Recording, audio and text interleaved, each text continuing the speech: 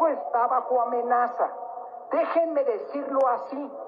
Nos pasamos más de 40 años construyendo una escalera cada vez más sólida, cada vez más robusta, cada vez más firme, para que quien tuviera los votos pudiera acceder al primer piso. Y hoy, desde el poder, quien llegó a ese primer piso por la libre voluntad de la ciudadanía, pretende destruir esa escalera para que nadie más pueda transitarla. Bueno, seguramente usted lo habrá adivinado. Es la voz de Lorenzo Córdoba hablando ayer en el Zócalo capitalino en la manifestación en defensa de la democracia que se realizó pues tanto en la Ciudad de México como en más de 100 ciudades del país. Y aquí está Lorenzo Córdoba. Lorenzo, ¿cómo estás? Hola Pascal, qué gusto de saludarte, muy buenos días. Hoy sonabas un poco resfriado ayer. ¿Cómo te fue bajo el sol que caía a plomo y bueno, pues teniendo que pronunciar el discurso, el único discurso del acto? Pues mira, Pascal, no era resfriado, sino simple y sencillamente el día anterior leí varias veces y fui ajustando el discurso, así que, digamos, después de haber estado hablando un buen rato y en efecto bajo el sol, en fin, era muy importante y tenía que salir bien. Y no dejar margen a improvisación, debo confesarte que la única improvisación en el discurso de ayer fue Lo de la bandera, aprovechando, ¿no? Exactamente, aprovechando que Sí. por enésima ocasión pues hay quien pretende que la bandera sea propiedad propia, propiedad de parte, pues otra vez privaron a un evento cívico, digamos, de poder hacerlo bajo el lábaro patrio, ¿no? Pero pues salvo eso, pues te digo, era más bien el haber estado practicando y practicando, ¿no? Ya. Bueno, pues mucho ha llamado la atención esta figura de la escalera. ¿Cómo cómo se te ocurrió poner esto en tu discurso? Pues mira, Pascal, también de nueva cuenta no es algo nuevo. Durante varios años, desde el INE, digamos, desde que ocupé la presidencia en el INE, empecé a utilizar esa metáfora y, bueno, y a irla pues, simplificando, digamos, porque creo que es una manera de entender muy bien pues lo que han significado estos 30 años, Pascal, que pues tú digamos, como periodista de primera línea has venido, digamos, reseñando, cronicando como el resultado de esas luchas ciudadanas que nos permitieron transitar a la democracia, ¿no? Y bueno, creo que es bastante claro de cómo eso pues se amenaza ahora por parte de quienes han sido sus principales beneficiarios, ¿no? En el tiempo reciente, ¿no? Y creo que se trataba de eso, de cómo hacer que una idea que puede ser muy abstracta, ¿no? Cuando se habla de democracia, pues cada quien le habla de lo que quiere. Bueno, el mismo presidente ya habla que hay dos democracias, no la de él y la de los otros, ¿no? En fin, entonces tratar de plasmar bajo la responsabilidad de darle voz a esa expresión ciudadana, ¿qué es la democracia? Pues me pareció que al menos en su dimensión electoral esta era una buena metáfora, ¿no? Por no decir que la democracia también son muchas otras cosas. Un juez emitiendo una sentencia en la que se defiende a un ciudadano frente a los abusos de poder también está haciendo democracia. Las solicitudes de transparencia son también parte de la democracia. El trabajo de ustedes todos los días ejerciendo un periodismo crítico y no subordinado al poder son democracia, en fin, ¿no? Es un poco el gran desafío de ayer, ¿no? Sí, porque de repente se tiende a pensar que la democracia y es sin duda muy importante en una democracia poder ir a votar, pero pues no se limita a eso, ¿no? No, sin duda. Y lo más grave del asunto, Pascal, es que cuando se habla de que la democracia hoy está en riesgo, en México y en el mundo, pero en concreto en nuestro país, estamos hablando no solamente de la democracia entendida como eso, como lo que decías, como el voto libre, sino también está en riesgo todo lo demás. Están en riesgo las instituciones que nos sirven para proteger nuestros derechos frente a los abusos del poder, están en riesgo las instituciones que sirven para evitar que el poder se ejerza de manera indiscriminada, es decir, las instituciones de control del poder. Incluso está en riesgo, y ayer lo vimos, pues hasta la idea de nación que implica que en la Constitución sea ese techo común, ¿no? A mí, Pascal, además tú lo conoces y en este espacio ha sido muy generoso y hemos hablado muchas veces de mi padre, ¿no? Arnaldo Pues, Córdoba. exacto, una de las cosas que él insistía muchísimo es, y bueno, tú tomaste clase con él, seguramente ahí te tocó también, esta idea de que la Constitución es ante todo un pacto político en donde todas y todos los miembros de una sociedad se ven reflejados. Es decir, la Constitución no es la expresión de la voluntad solo de una mayoría como se pretende ahora, ¿no? Y por cierto, ni la Constitución ni la bandera, ¿no? La nación mexicana la integramos todas y todos con nuestros propios puntos de vista que deben ser respetados y no descalificados, porque pues, todo eso está en riesgo, digamos, ¿no? La democracia en ese amplio sentido, no solamente reducida a las elecciones libres y auténticas, ¿no? Pero así la ves, así ves las cosas, que están en riesgo, todo lo que acabas de enlistar. Bueno, a ver, Pascal, déjame ponerte ejemplos concretos, porque pues no se trata nada más de, ¿cómo se dice coloquialmente?, espantar con el petate del muerto, porque eso significaría caer en la lógica de quienes descalificaron y descalifican permanentemente expresiones genuinas de la ciudadanía y preocupaciones genuinas de la ciudadanía como la de ayer.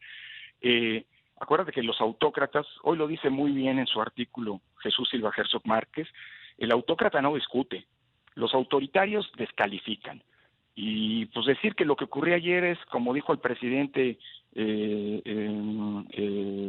pues expresión de los oligarcas.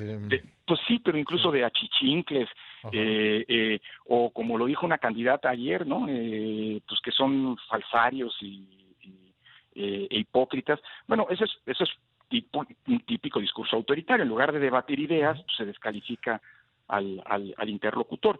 Pero más allá de eso, ejemplos concretos, Pascal. Déjame, te voy a tener que interrumpir porque tengo que hacer una pausa y creo que es un buen momento para hacer una pausa y regresamos para que nos digas cuáles son para ti los ejemplos concretos de este riesgo que ves. Regresamos enseguida. Encantado. Conversando con Lorenzo Córdoba, a quien le agradezco que me haya esperado en la línea. Lorenzo, nos ibas a dar ejemplos de ¿por qué te parece a ti que todos estos logros, avances en materia democrática de los últimos 40 años están en riesgo? Mira, Pascal, déjame ir uno por uno de los tres grandes bloques que acabamos de mencionar y que ayer yo señalaba eran, digamos, las dimensiones de la democracia que están bajo riesgo.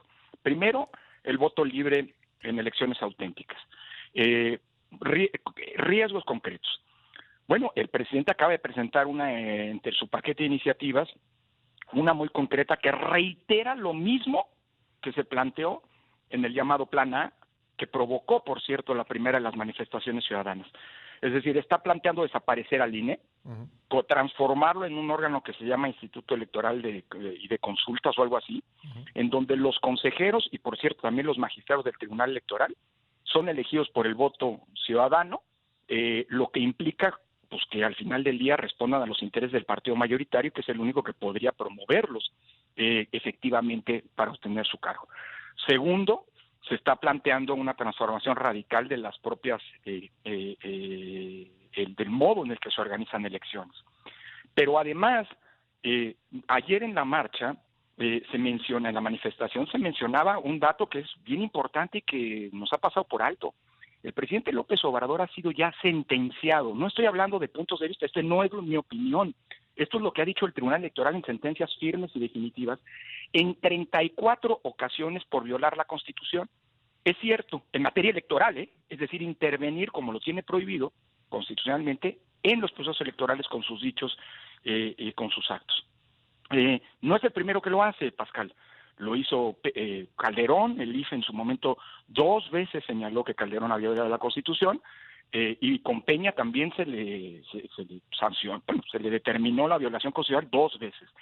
López Obrador lo ha hecho 34 veces en lo que va de su gobierno, y aunque ayer, paradójicamente, en su reacción pública respecto de la marcha, dijo que, a pregunta expresa, su gobierno no se iba a meter en las elecciones, en la misma entrevista ya hizo declaraciones pues que en contra de partidos políticos opositores. Entonces, son ejemplos concretos de cómo en México el voto libre está en riesgo. Es decir, yo no estoy diciendo que vayamos a elecciones de Estado, Pascal, Las elecciones de Estado para mí son aquellas en las que el gobierno no solamente organiza, sino además controla y manipula las elecciones.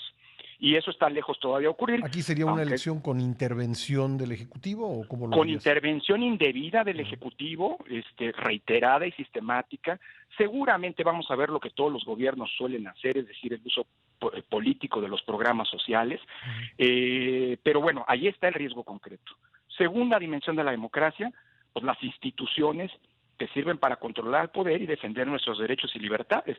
Pues de nueva cuenta, Pascal, ahí están por un lado, los ejemplos de acoso a los órganos de control del poder, al Poder Judicial, al INAI, al INE, etcétera, que se han expresado en múltiples planos. Pero además en el paquete de iniciativas del presidente está clara y abiertamente, uno, la elección de los jueces, para que de nueva cuenta respondan a intereses políticos de la mayoría, y dos, la desaparición de todos los órganos constitucionales autónomos para regresar sus estructuras y sus funciones a el Poder Ejecutivo, que es justamente de donde la sacamos hace los últimos 30 años. Sí, por ejemplo, dice el presidente, ¿para qué el INAI si eso lo puede hacer la Secretaría de Función Pública, ¿no? Sí, tiene razón, también para qué el INE si eso lo puede hacer la Secretaría de Gobernación, ¿no? Y también para qué el IFT de Telecomunicaciones si eso lo puede hacer la Secretaría de Comunicaciones, y para qué la competencia económica si eso lo puede hacer la Secretaría de Economía. Es que ya lo hacían, Pascal, y de ahí se sacaron estas funciones para precisamente debilitar la presidencia autoritaria que se tenía en el pasado y a la que quiere volver el presidente. De nuevo, no son especulaciones, son propuestas concretas. Y finalmente, Pascal, la democracia entendida como la Constitución, como eso que hablamos, como el gran arreglo político. Bueno, dos ejemplos. Primer ejemplo, pues el hecho de que se está pretendiendo una reforma constitucional de enorme calado como parte de una imposición, es decir, ni siquiera se está planteando como un saque para dialogar y discutir.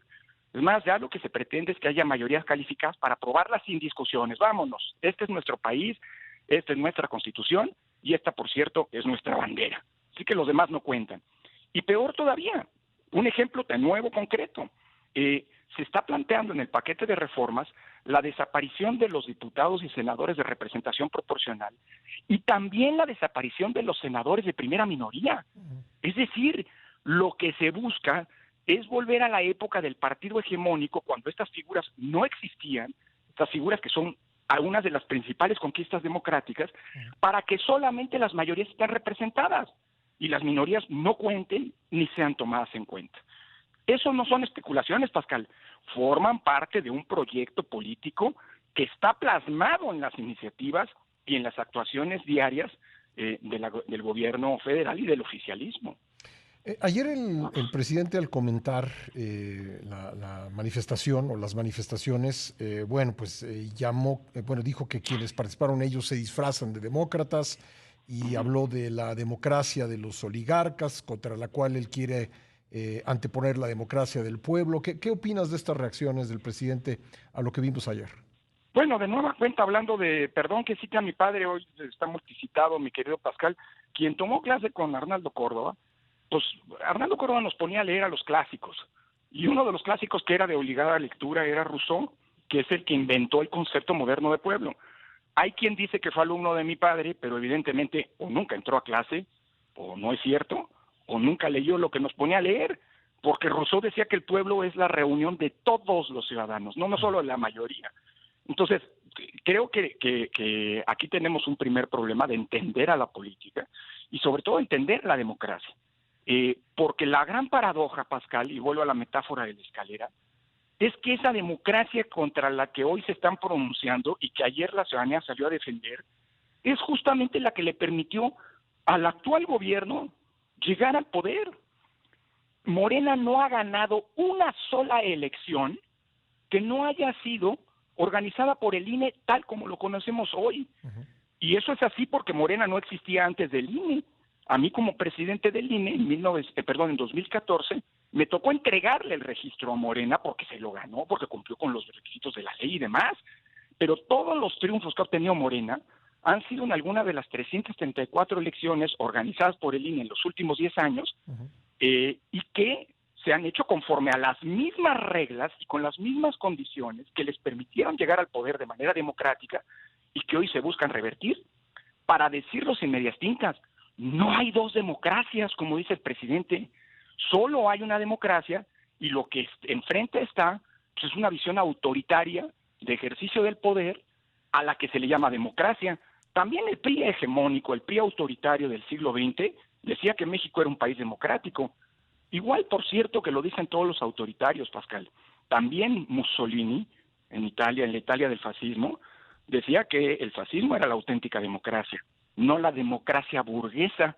Lo mismo decía Hitler. Cuidado con esas visiones autoritarias, digo yo. Muy bien, Lorenzo, me quedan un par de minutos, pero no quiero dejar de preguntarte en función de lo que te tocó hacer ayer, dar el discurso principal en esta manifestación en el Zócalo. ¿Esto significa algún cambio para ti en lo personal en cuanto a lo que te vas a dedicar de ahora en adelante, o es, digamos, nada más una excepción dentro de una labor de catedrático que has asumido desde que dejaste el INE? Pues mira, Pascal, yo creo que es lo segundo. A ver, te lo digo así, digamos, no a lo que dije ayer, lo que hice ayer fue, pues digamos así, exactamente lo mismo que he venido diciendo desde hace décadas como académico y luego como servidor público. Y hoy, en congruencia, sigo sosteniendo mis mismos principios, mis mismas ideas y los mismos planteamientos. Dicho lo anterior, en su momento, pues yo advertí, por cierto, frente al destape que hizo de mí como candidato a la presidencia por la oposición el presidente de la República, que me iba a dedicar a la academia, y eso es a lo que me estoy dedicando y lo que voy a dedicarme. Por supuesto, a formar opinión pública en espacios privilegiados como este, el tuyo, escribiendo y demás, pero hay muchas trincheras desde donde hacer política democrática, y esa trinchera en la que yo estoy, en la que exigiré, es la academia. Y ya sé que van a decir que no, y pues eso es una manera de descalificar. Pascal, yo siempre lo he dicho, ¿quieren saber lo que no va a hacer Lorenzo Córdoba? Pues escuchen lo que se dice desde el poder, ¿no? Y será exactamente lo contrario, Bueno. ¿no? Así ha sido y seguirá siendo, Pascal. Pues Lorenzo, aquí siempre habrá espacio para escuchar tus reflexiones sobre la democracia y estos temas. Oye, lo sé y te lo aprecio muchísimo, Pascal. La verdad es un privilegio. Híjole, a ver, es que acabas de ser mencionado en la mañanera, pero bueno, tengo venga. que hacer un corte. ¿Podemos hacer un corte y voy diciendo lo que dijo el presidente? Te dijo empleado de Peña Nieto. Si quieres, espérame tantito y ahora me respondes eso, si me puedes esperar un minuto. Gracias. Regresamos. Nuevamente le agradezco a Lorenzo Córdoba que nos haya esperado en la línea, porque esto fue lo que dijo el presidente en la mañanera hace un momento.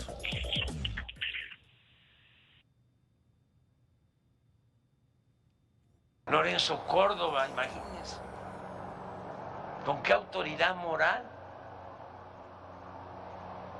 Si él era un empleado de Peña.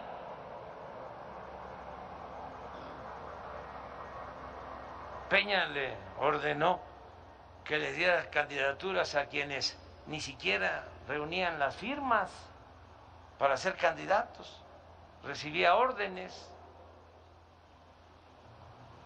Cuando el debate, yo me acuerdo, estaban en contra de nosotros. Bueno, pues me pareció justo que tuvieras la oportunidad de responder a esto, Lorenzo. Gracias, Pascal. Bueno, responder al presidente no, o sea, en fin, era previsible y no dice nada nuevo, ¿no? Pero sí creo que aclarar, Pascal, y te lo aprecio mucho. Mira, qué paradoja, ¿no? Que diga hoy el presidente que era empleado de un gobierno que dejó pasar, sabiéndolo, una violación a mi intimidad, que fue aquella grabación que, por cierto, el presidente actual se ha convertido en el principal promotor, la ha puesto no sé cuántas veces en la mañanera, ¿no? Y afortunadamente yo vivo muy tranquilo porque es lo único que un gobierno autoritario y que se ha empeñado en perseguir y escrutar cuentas y demás, en fin, eso ustedes mismos lo han reportado, pues es lo único que tiene contra mí, y así que yo duermo tranquilo. Qué paradójico que diga ahora que soy el empleado de un gobernante al que el INE que yo presidí sancionó 2 veces por violar la Constitución. Qué paradójico que diga eso cuando el INE que yo presidí es el que organizaba una elección en donde el partido del anterior gobierno fue barrido en las elecciones y le dio el triunfo, porque así lo decidió la ciudadanía, al actual gobernante. Y qué pena que se mienta, porque, pues bueno, la memoria es una memoria selectiva, ¿no? Por lo que se ve. el INE no le dio el registro al Bronco, a Rodríguez Calderón. El INE se lo negó porque las firmas que presentó eran firmas falsas. El que le dio el registro fue el Tribunal Electoral. Pero vuelvo a insistir, los autoritarios, Pascal, no debaten, no discuten, difaman y calumnian. Así que, pues la verdad, yo duermo tranquilo y pues nada más, ¿no? Así seguiremos. Ahora, ¿sabes por qué ocurre esto? Porque lo que se busca es justamente amedrentar, Pascal. La menciona a ustedes, periodistas, por el trabajo que realizan, busca eso. A mí muchos me criticaron y bueno, una candidata dijo fuera máscaras. Por cierto, una candidata dijo fuera máscaras después de que lo dijo el presidente de la República. Cuando me nombraron a mí, me invitaron a ser orador de la manifestación el día de ayer. Y muchos criticaron, híjole, es que ¿cómo aceptaste? Porque le das la razón al presidente. Y yo lo que digo es exactamente el contrario, no. Lo que se busca con este amedrentamiento es generar intimidación, es que los periodistas no dejen de hacer su trabajo para evitar ser mencionados en la mañanera, es que los ciudadanos tengan miedo de salir a la calle. ¿Por qué? Porque van a ser descalificados como achichincles, como falsarios, como hipócritas. Bueno, pues entonces eso no te va a limitar lo que acabamos de escuchar y otras expresiones, la de fuera máscaras, etcétera, no va a limitarte en lo que tú has venido haciendo, que es sobre todo, bueno, dando clases y también comentando en los medios de comunicación. Así es, Pascal, y mira, yo lo decía ayer en la intervención, cuando una democracia muere, cuando una democracia se acaba, es porque hay alguien que busca desmontarla, atacarla, desmantelarla. Esos son los culpables de la muerte de la democracia. Pero cuando eso ocurre, siempre, invariablemente, cuando ante la muerte de las democracias, hay quienes por miedo, por indiferencia o porque menosprecian esas amenazas, dejan actuar a los primeros. Y creo que lo que se demostró ayer, y es una convicción mía, es que a los autoritarios siempre hay que confrontarlos, porque si no, vamos a ser corresponsables de haber perdido en el futuro nuestra democracia, y eso no lo vamos a permitir, Pascal. Bueno, Lorenzo, pues te agradezco mucho que nos hayas esperado por 2 cortes. Creo que era importante escuchar tu reacción ante esto que afirmó hace un momento el presidente de la República. Muchas gracias. Al contrario, yo te lo aprecio muchísimo y gracias por el espacio, Pascal. Un abrazo afectuoso. Igualmente, Chao. gracias. Saludos. Gracias a Lorenzo Córdoba. Ayer fue el orador único en el acto que se realizó en el Zócalo capitalino, uno de varios que se llevan a cabo en el país, convocados por organizaciones ciudadanas de personas que pues sienten, digamos, una preocupación ante las iniciativas presentadas el 5 de febrero por el presidente, que las ven como una regresión en materia democrática y pues que han expresado su punto de vista. Yo, a título personal, lo que comento en la columna que se publica de lunes a viernes en el periódico Excelsior, en la entrega del día de hoy, que se titula La Voz del Zócalo, es que el presidente debiera escucharlos, que el presidente no debe seguir pensando que solamente hay un grupo de ciudadanos.